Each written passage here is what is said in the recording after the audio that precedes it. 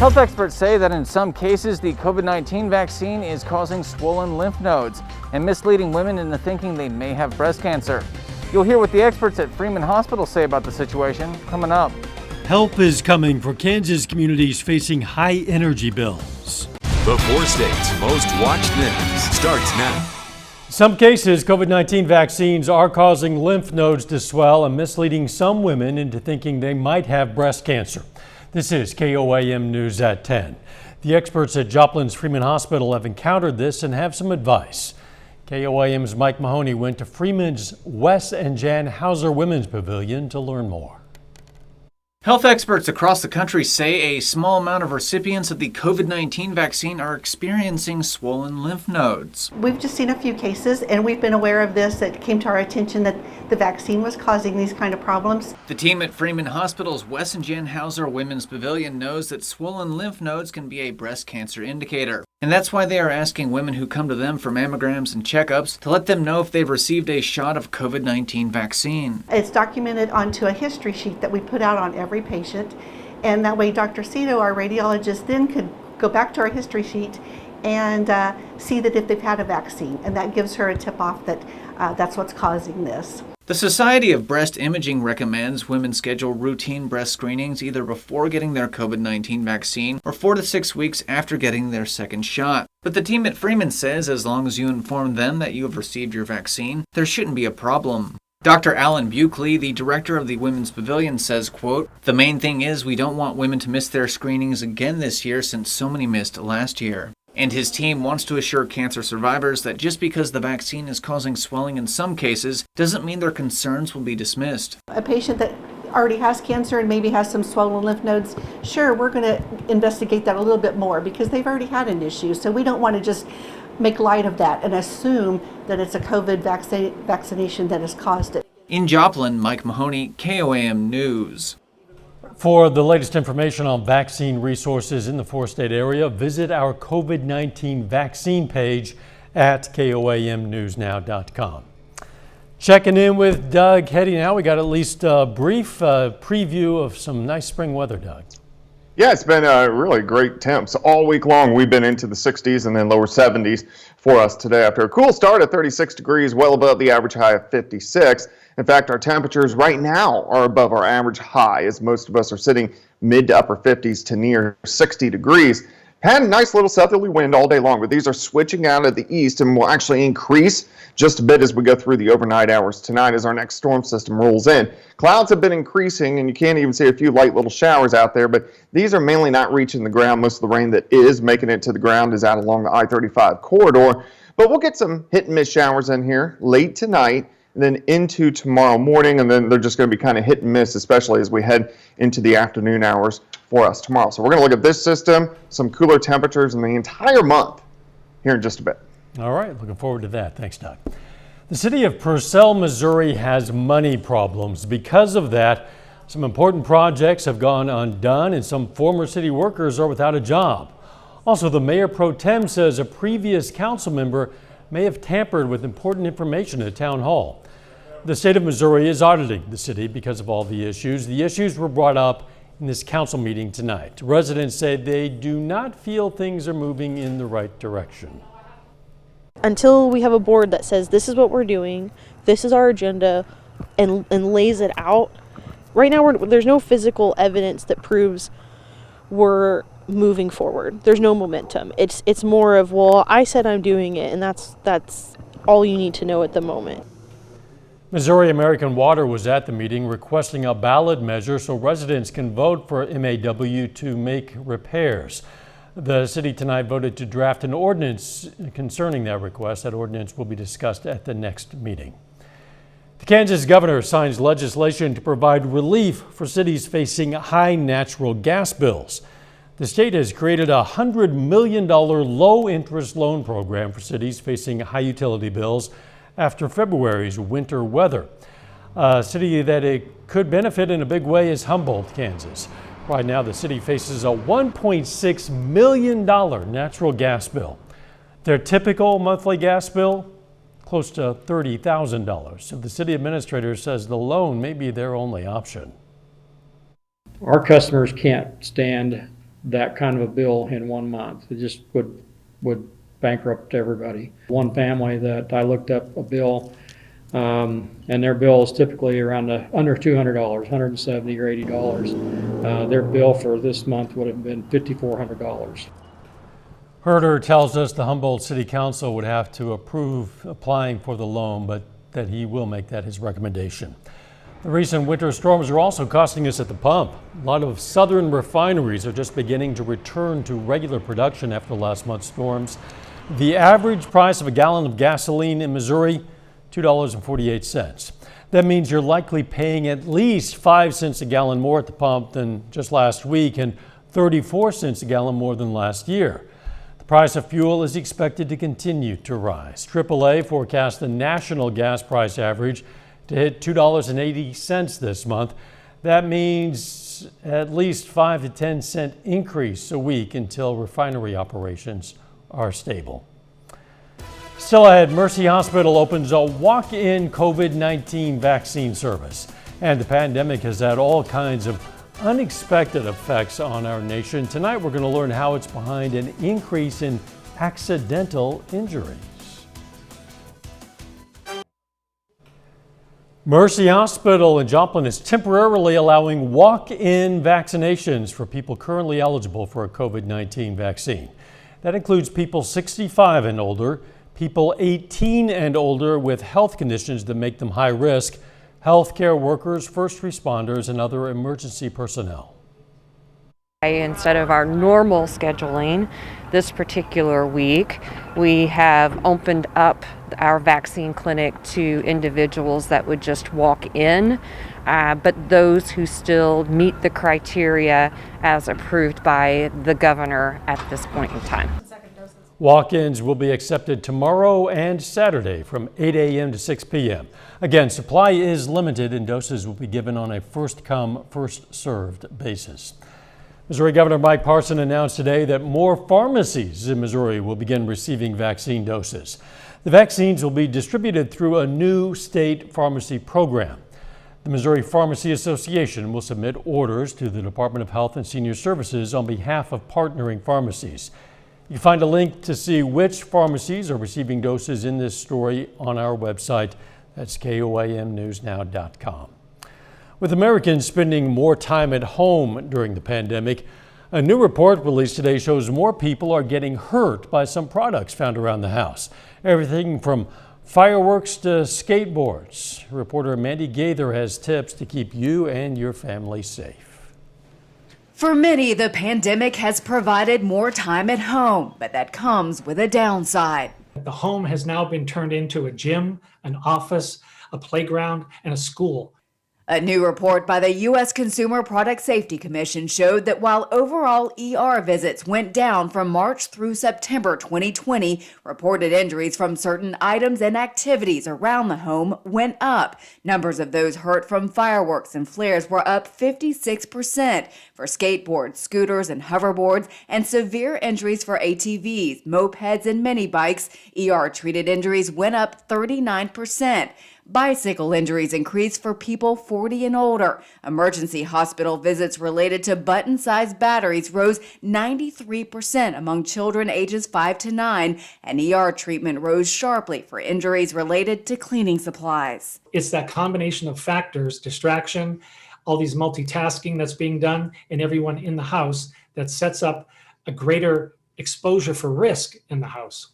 The CPSC says to keep cleaning products in their original bottles and lock them up and away from small children. Gear up with a helmet before riding a scooter, skateboard, or bike.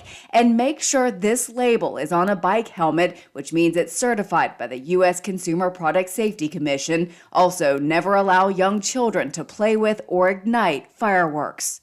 Even sparklers, which many people think is okay, is not a good idea to give to children. They burn at a temperature of 2,000 degrees like a blowtorch, and you wouldn't give your child a blowtorch to play with.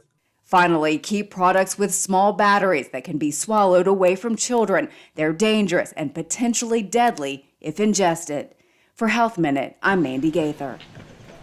The U.S. Consumer Product Safety Commission says it's also important to always have the number to poison control. Doug Eddy's up next with his month-long forecast. And later, it's a rivalry matchup in the Missouri girls Class 5 District 12 Championship as Webb City faces off with Carl Junction. We're going to have the highlights in sports. Gidley Home Store.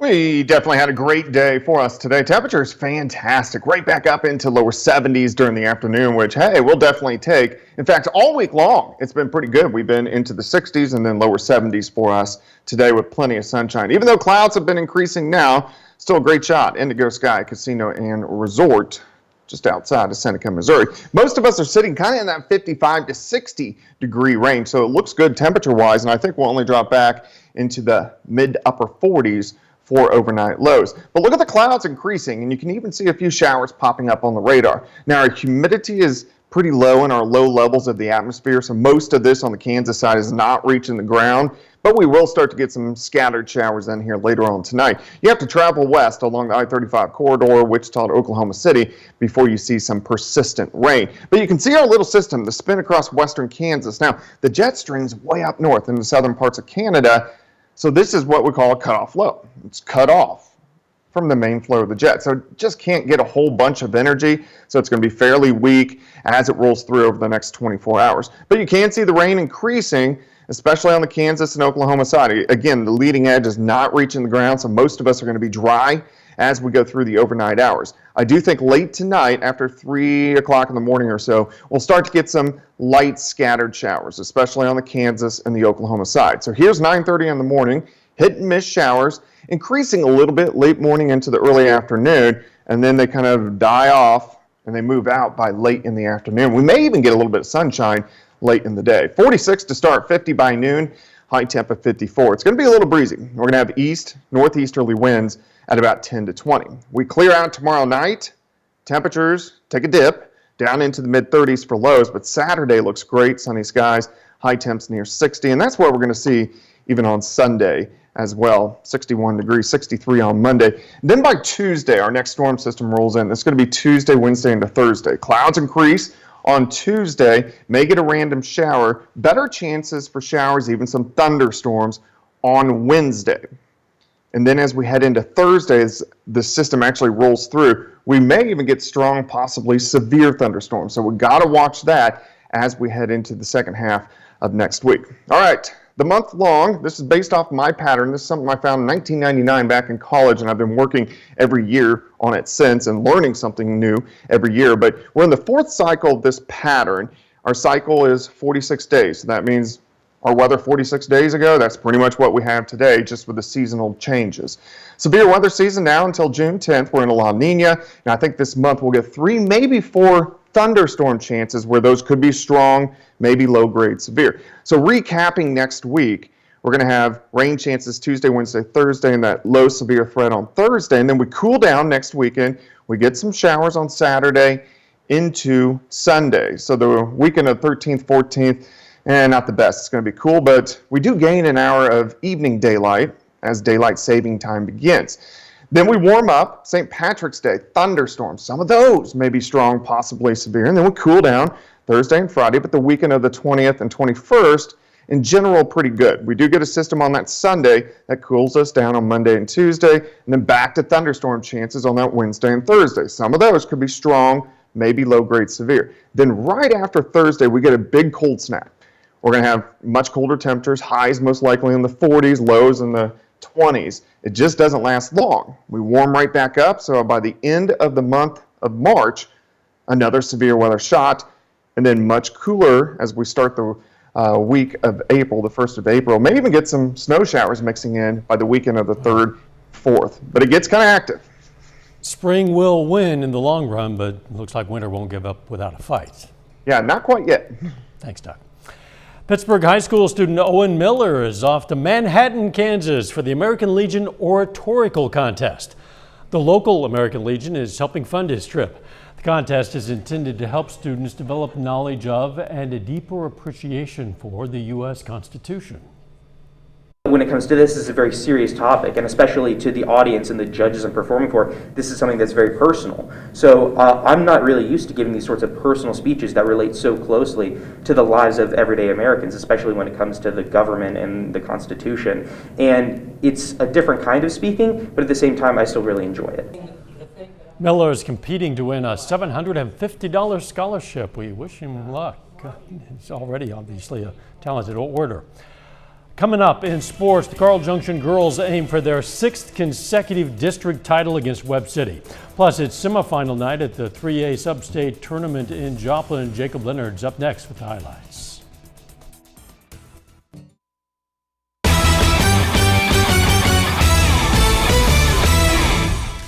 Well, tonight is championship night for the Class 5 District 12 girls tournament in Missouri. It's also a rivalry game. Carl Junction is at home this evening against Webb City. Now, the winner of this one moves on to the state bracket. CJ aiming for its 6th consecutive district title. Early on, JD Duda over to Sierra Kimbrough. She sinks the 3. Other end, Destiny Berge spins, knocks it down. Berge gets 35 tonight. Seconds left in the second quarter. Duda drives, gets the jumper off before the buzzer. Webb City giving CJ all they can handle. Cards up 5 at halftime. Second half though, comeback begins. Hallie Shorter with the 3. Late Carl Junction comeback. Bulldogs squeak by Webb City 55-52. They're district champs for the 6th straight season.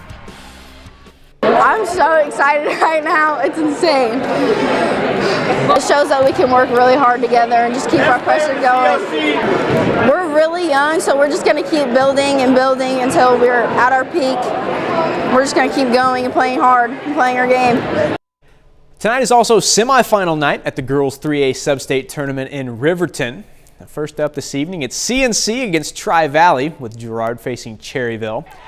The winner of this one plays for a spot in the state bracket on Saturday afternoon. This was a really good one. Trojans up 3 in the 4th. Jada Valley straight to the rim. Gets the lead to 5 with 3 minutes to go. Valley good in the 4th here to the basket again. She scores 16, 8 of them in the final period. Cherryville, though, not quitting. Down 3 with 40 seconds left. Mariah Monroy clutch 3. Game is tied up, but Girard gets back in front late. They finish the ball game. Trojans survive to get to the Substate Championship 62-58. This time of year it is survive in advance. Cherryville, got to tip my hat to them. They brought everything tonight. Had hit some big shots and we made some plays back. It was just a really good high school basketball game. The other semifinal game, another good one. Top-seeded Frontenac on the floor against Galena. A good start for Galena. Mia Sarwinski. Smooth pull-up 3. She scores 8 in the first quarter. Bulldogs up 3. Second quarter, Frontenac gets going. Sydney Frankenberry 3 there. Gives the Raiders their first lead. Reagan Hipfel, short jumper. Then Grayson Hipfel there for the easy 2. Heather Arnett caps the quarter off, connects from deep from the right side. Raiders up 4 at half. Frontenac tops Galena 49-35. It'll be Frontenac-Girard in the Substate Championship. The McCallie girls are headed to the state quarterfinals. McCallie beat Montrose 70-45 on Wednesday night in the sectional round of the Class 1 bracket. Now in that game, Kennedy Dury scored a game-high 31 points while teammate Kaylee Teeter added 22. Now, the Warriors hit the road to face Walnut Grove on Saturday, with the winner of that one moving on to the Final Four. Now, Saturday's game will be McCallie's first quarterfinal appearance since 2002, but an appearance in the quarters, not really where they want to stop. We're in uncharted territory now. We've only been to this game 3 times. And, the girls are excited about the opportunity. If we can just go in there with a mindset that we have nothing to lose and, to be the best, you got to beat the best. It's also a challenge, though, to just see that not a lot of teams have done it for our school. I think it'd be a great honor if we can achieve that. Finally, after 8 games on the road, the Pitt State softball team will play its home opener on Saturday. The Gorillas host 2 games Saturday afternoon, with the first being against Minnesota Duluth at 12:30. That's a day Pitt State's been waiting for quite some time because of the pandemic last spring. It's the Gorillas' first home game since 2019. There's no place I would rather be. My home field is my favorite place to be. So, I think we're stoked, even more excited than we were for opening day, I think. Playing in front of your home crowd, especially at a place like Pitt State, there's really nothing like it. And we want to showcase everyone around here what we're capable of. That's a look at sports. We're back with more news after this. Take time now to honor local veteran Lance Corporal Joseph Pasusak. The Joplin native served in the U.S. Marine Corps, and we are proud to salute Lance Corporal Joseph Pasusak. He's tonight's four-state hero. All right, get this. A Japanese billionaire is inviting 8 people to join him on a 6-day trip around the moon. Fashion mogul Yusaku Miyazaki first floated the idea in 2018, is now asking the public to apply. The Dear Moon mission, as he's calling it, is supposed to happen aboard a massive SpaceX rocket that's still in the early stages of development. Even then, takeoff is set for 2023. The billionaire had initially said he wanted artists to join him. Now he says he's open to including people from all walks of life as long as they view themselves as artists. And presumably you can take a week off work for a quick trip around the moon. Doug Heddy, the weather. It's been pretty nice. It's going to get a bit cooler in the days ahead. Yeah, it is. We're going to cool back down for us tomorrow. We're also going to have some random showers, especially late morning into the early afternoon. High temp right around 54. But we clear out just in time for the weekend. It's not going to be warm, but it's going to be nice. We'll have plenty of sunshine. High temps right around 60, and then warming up again next week. Thanks, Doug. Thank you for joining us. We'll see you tomorrow. Let's take care of ourselves and each other.